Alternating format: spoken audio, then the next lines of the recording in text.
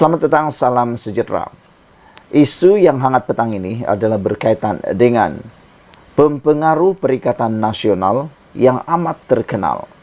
Dan salah seorang yang pernah mengenali beliau dan saya suka dengan parodi beliau, saya sendiri, yaitu Didi Chronicle, YouTuber dan juga pempengaruh Perikatan Nasional.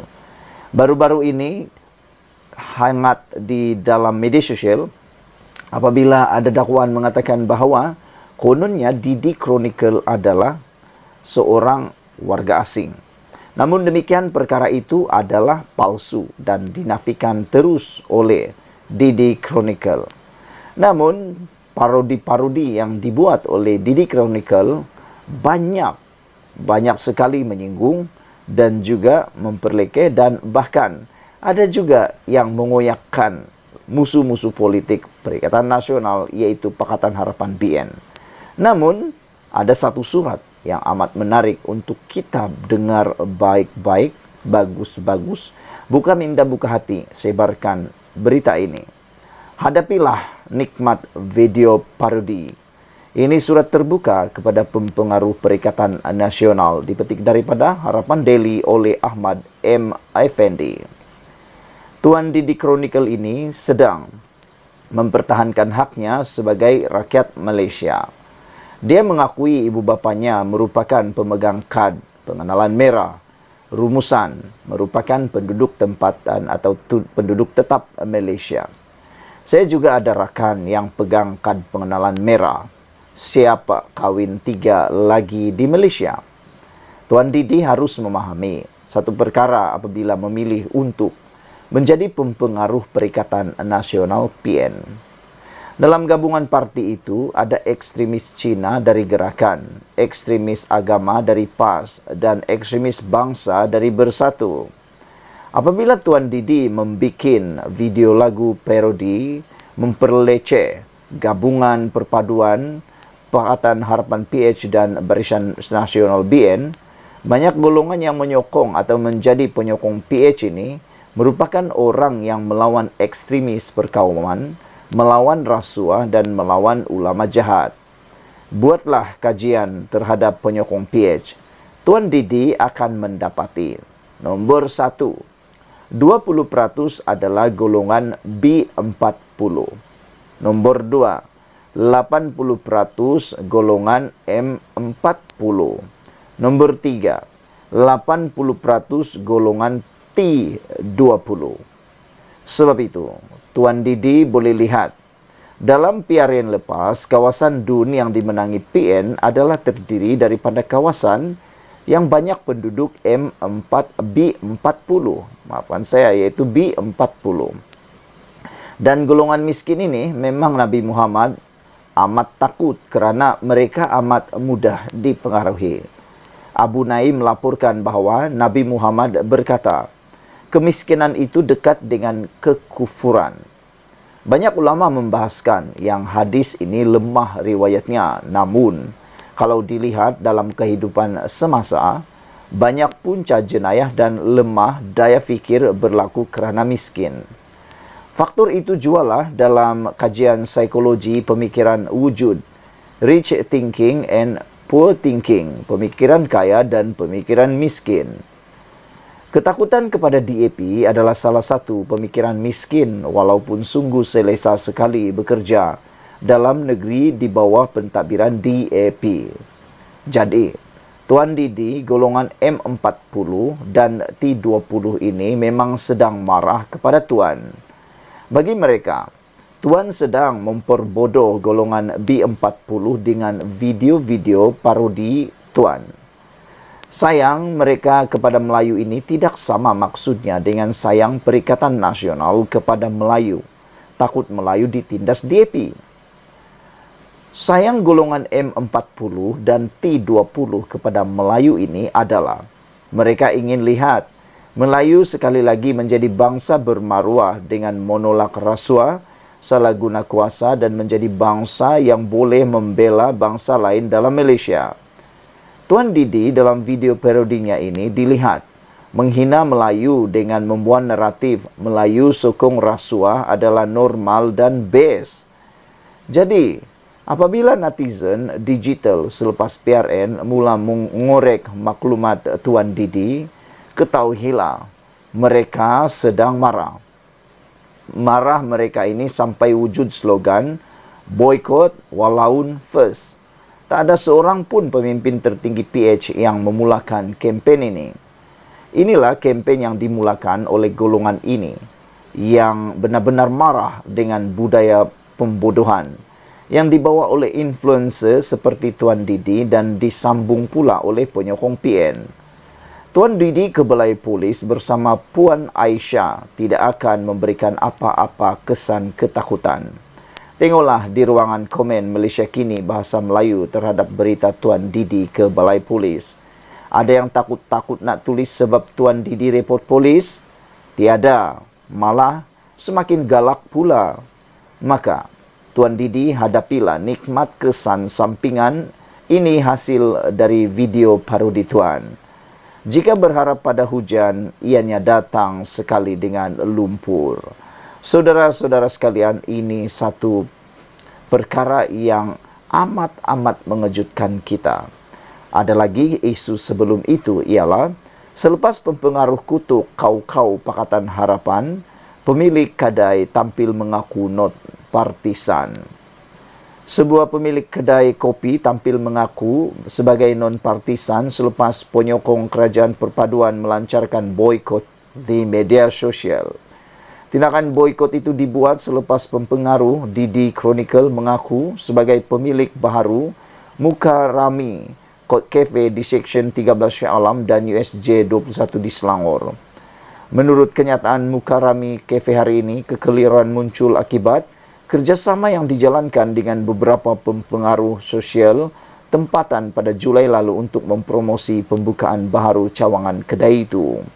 Tanpa menyebut nama-nama pempengaruh, katanya, kerjasama dan kandungan yang dicipta bagi tujuan promosi itu hanyalah hiburan ringan. Syarikat yang jelasnya berkecuali halal dan 100% milik Bumi Putra itu juga katanya tidak mempunyai sebarang pertalian dengan mana-mana parti politik, pertuduhan atau orang persendirian, pertubuhan atau orang persendirian. Kenyataan media dari pihak Muka Rami Cafe itu susulan gelombang perpaduan dan penyokong Perdana Menteri Datuk Seri Anwar Ibrahim melancarkan boikot terhadap mana-mana perniagaan yang pemiliknya galak menyerang Kerajaan Perpaduan. Deretan komentar berbau kecaman dan sindiran dilihat membanjiri laman media rasmi perniagaan itu, malah disertakan dengan tanda pagar boikot walaun. Kalau logo tukar Muka Didi, dia kata dia owner, kami walaun Kedah akan sewa 20 biji bas pi makan sana seminggu sekali. Nak meniaga, jadilah neutral dalam media sosial. Dah tahu owner rasanya surilah. Nak masuk, kami orang yang dituduh menentang Islam ni tak layak masuk kedai-kedai para wali ini, kata seorang media sosial. Menu apa sedap sini? Spaghetti kepala Bapa Hang ada tak? Demikian antara komentar warganet. Sebelum ini, pempengaruh Didi Chronicle popular kerana menghasilkan banyak video muzik parodi menyentuh isu masyarakat. Namun Didi Chronicle atau nama sebenarnya Didi Sulaiman Rai, 43 tahun, bukan sahaja menonjolkan sokongan kepada Perikatan Nasional, malah mengutuk secara terbuka Kerajaan Perpaduan. Selain hadir menyokong calon PN dari PAS bagi Dun Paya Jaras, pada penamaan calon, dia malah merakamkan lagu mengejek gabungan PHBN susulan keputusan pilihan raya di 6 negeri baru-baru ini. Dalam lagu parodi Tanya Sama Itu Hid-Hid, lirik nyanyian Didi itu antara lain menyebut, ribu-ribu rakyat Kedah solid untuk Panglima yang menang lebih 30 kursi DUN, dapat telur di Terengganu. Sekian dulu untuk kali ini. Jangan lupa tinggalkan komen anda untuk isu pada kali ini. Jangan lupa tinggalkan komen anda. Kita jumpa lagi. Bye-bye. Selamat datang, salam sejahtera. Terima kasih kerana bersama dengan saya di Nazilin Unity Channel. Ini satu pengakuan dan pendedahan daripada Zahid Hamidi. yang mana ianya amat mengejutkan kita semua. Saya tak ada hak pertikai kegilaan Sanusi, kata Zahid Hamidi. Saudara-saudara sekalian, sebelum kita teruskan, sila tekan butang subscribe dan tinggalkan komen Anda. Tekan butang subscribe itu percuma. Apa pendapat Anda tentang kegilaan Sanusi yang dinyatakan oleh Zahid Hamidi ini? Sehingga beliau kata, saya tak ada hak untuk pertikai kegilaan Sanusi. Apakah maksud kegilaan Sanusi yang diutarakan oleh Zahid Hamidi ini? Namun, mungkin Anda mempunyai senarai yang mana mungkin dikaitkan dengan kegilaan Sanusi yang disebutkan oleh Zahid Hamidi ini. Adakah ianya merujuk tentang perbuatan Sanusi Maknor yang didakwa menghina Sultan Selangor dan juga mempertikaikan keputusan atau titah yang di Pertuan Agong? Pengerusi BN Ahmad Zahid Hamidi memperolokkan kenyataan pengarah pilihan raya PN Muhammad Sanusi Maknor bahawa UMNO bakal berkubur dalam 2 pilihan raya kecil PRK di Johor. Tanyalah dia, kenapa dia cakap macam tu, kata Zahid Hamidi. Saya tak ada hak untuk mempertikaikan kegilaan seseorang, kata beliau lagi, sambil tertawa kepada pemberita di luar Dewan Jubli Intan Sultan Ibrahim Johor Bahru. Ahmad Zahid berkata demikian ketika diminta mengulas kenyataan Sanusi semalam yang mendakwa Johor bukan lagi kubu kuat BN dan PN bakal menewaskan pencabarnya di Parlimen Pulai dan Dun Simpang Jeram. Sanusi dilihat atau dilapor berkata pengundi akan terus menolak UMNO dalam PRK itu disebabkan kerjasama parti itu dengan PH dan pengerusinya Anwar Ibrahim. Sampai masa sudah BNPH akan terbalik dengan gelombang ini di sini di Johor. Dilahirkan di sini juga untuk kuburnya, bukan lagi kubu kuat, katanya dipetik utusan Malaysia. Terdahulu Ahmad Zahid Hamidi bersama pemimpin dan penyokong BNPH mengiringi calon gabungan itu bagi kerusi Parlimen Pulai Suhaizan Kayat ke pusat penamaan calon di Dewan Jubli Intan Sultan Ibrahim Johor Bahru.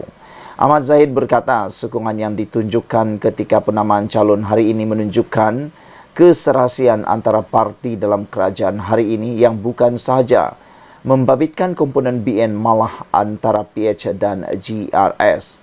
Ditemui pemberita selepas pengumuman calon, Suhaizan berkata dia memulakan khidmat di Pulai sebagai setiausaha politik kepada Allahyarham Salahuddin Ayub selepas penyandang ahli Parlimen Pulai itu dilantik sebagai Menteri Perdagangan Dalam Negeri dan Kos Saraidu. Justru kata Suhaizan, dia yakin kekuatan jentera PH memberikan kelebihan untuk dia mempertahankan kerusi berkenan. Suhaizan menentang calon PN Zulkifli Jaafar dan calon bebas Samsudin Muhammad Fauzi.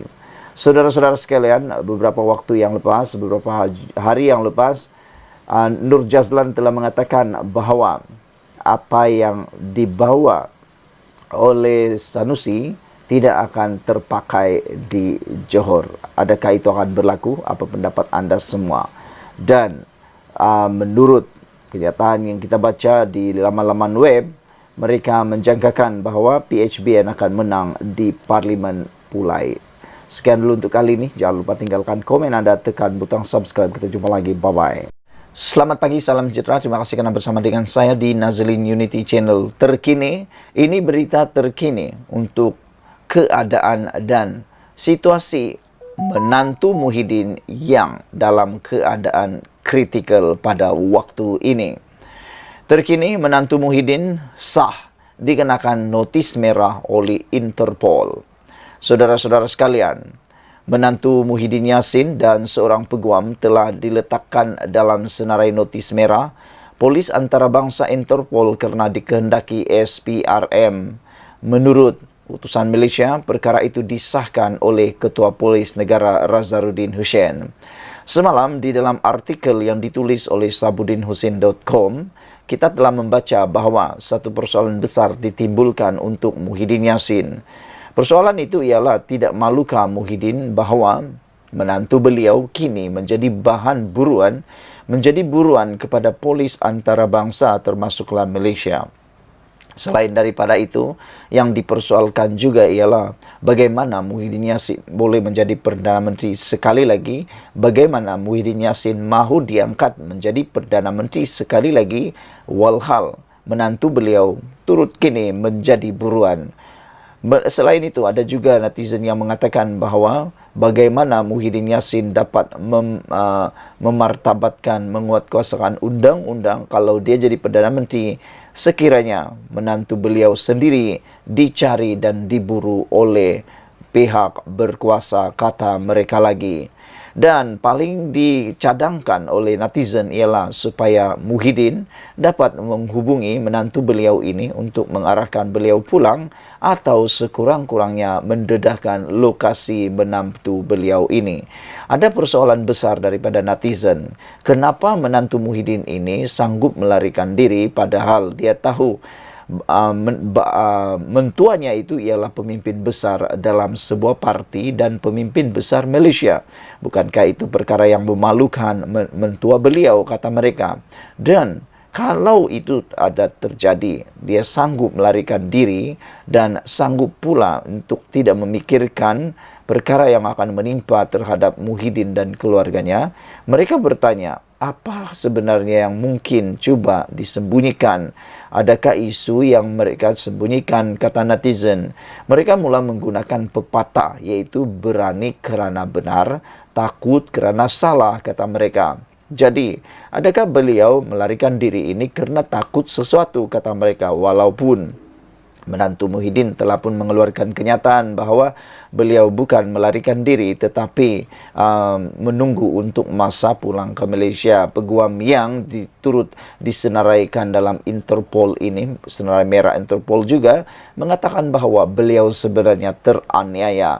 Mereka akan balik kalau mereka tidak teraniaya, kata mereka lagi. Menjadi persoalan daripada netizen ialah apakah kalau Muhyiddin menjadi Perdana Menteri dan Perikatan Nasional menjadi kerajaan sekali lagi, dua buruan Interpol merah ini akan kembali semula ke Malaysia. Itu persoalan daripada netizen. Jadi saudara-saudara sekalian, ini yang terkini, menantu Muhyiddin kini dikenakan notis merah Interpol. Adakah Muhyiddin akan bertindak balas dengan mengarahkan menantu beliau ini pulang ke Malaysia atau memberitahu lokasi anak menantu beliau ini? Adakah Muhyiddin akan berani melakukan itu? Seperti yang dinyatakan oleh Sabudin, tak malukah Muhyiddin untuk menantu beliau dijadikan buruan ini, dan bagaimana Muhyiddin mau jadi Perdana Menteri sekali lagi, kata mereka. Saudara-saudara sekalian, Ketua Polis Negara kita telah pun mengesahkan bahawa kedua-dua mereka ini telah diberikan tindakan notis merah dan kini menjadi buruan. Dua individu yang dimaksudkan ialah Muhammad Adlan Berhan dan juga Mansur Saad, peguam dan tokoh penting dalam NERS. SPRM mendakwa kedua-dua mereka ini dikehendaki berhubung projek yang melibatkan pendaftaran dan penyimpanan maklumat biometrik untuk pekerja asing. Kedua-duanya melarikan diri dari negara ini pada bulan Mei. Utusan Malaysia memetik sumber tanpa nama yang mendakwa Muhammad Adlan meninggalkan negara ini melalui sempadan Johor Bahru. Dia dipercaya berlepas ke negara ketiga, kata sumber itu. Muhammad Adlan melalui peguamnya mengeluarkan kenyataan yang mendakwa dia menjadi sasaran secara tidak sah dan menyebabkannya menderita dan berada di ambang kehancuran dari segi keuangan. Sekian dulu untuk kali ini. Jangan lupa tinggalkan komen Anda, tekan butang subscribe. Kita jumpa lagi. Bye-bye.